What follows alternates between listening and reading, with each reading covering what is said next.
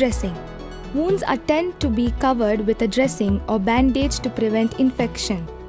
To apply dressing, follow these steps. Wash hands and wear disposable gloves. Make sure the dressing covers beyond the edge of the wound. Hold the pad by the edge and place it directly on top of the wound. Never touch the part of the pad that will be in contact with the wound. Secure the pad with adhesive tape or a roller bandage. Never wrap tape all the way around the injured part, as this could reduce the blood flow. If there is a need to maintain pressure to control bleeding, use a roller bandage. If there are no pad or gauze available, you can use a clean, non-fluffy material such as a cloth. Then check the circulation. To do this, press a nail or skin beyond the wound for 5 seconds until it goes pale. If the color doesn't come back within 2 seconds, the bandage is too tight, so need to loosen it. Keep checking the circulation every 10 minutes. If blood comes through the dressing, remove it and reapply pressure with a new dressing, or follow bleeding control measure to control the bleeding. Once the bleeding is under control, secure it in place with the bandage to keep the pressure on.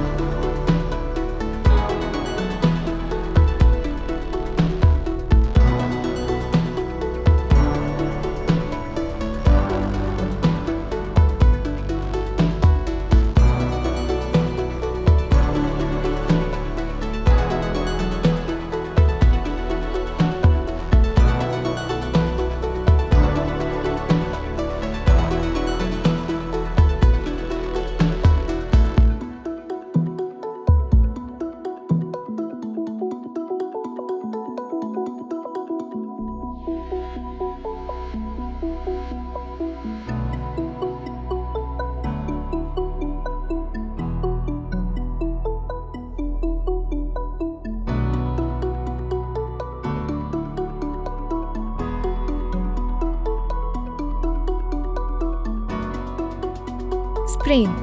Ligaments are tough, elastic-like bands that connect bone to bone and hold joints in place. A sprain is an injury to a ligament caused by tearing of the fibers of the ligament. The ligament can have a partial tear or complete tear. Ankle sprains are the most common type of sprain, along with wrist, knee, and thumb sprain. Sprained ligaments often swell rapidly and are painful. Generally, the greater the pain and swelling, the more severe the injury is. For most minor sprain, initial injury treatment can be done by oneself. First aid for sprain. Follow the mnemonic RICE. R for rest, I for ice application, C for compression, and E for elevation. R. Rest the injured limb. Do not put any weight on the injured area for 48 to 72 hours. A splint or brace also may be helpful initially. Keep the joint immobile. I. Apply an ice pack or cold compress to help limit swelling after an injury.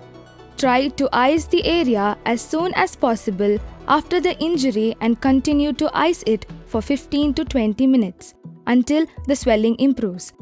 Be careful not to use ice packs for too long, as this could cause tissue damage. C. Compress the area with an elastic wrap or bandage. E. Elevate the injured limb above your heart whenever possible to help prevent or limit swelling. Sprains can take days to months to recover. Seek medical care if pain is severe and deep and swelling persists for longer.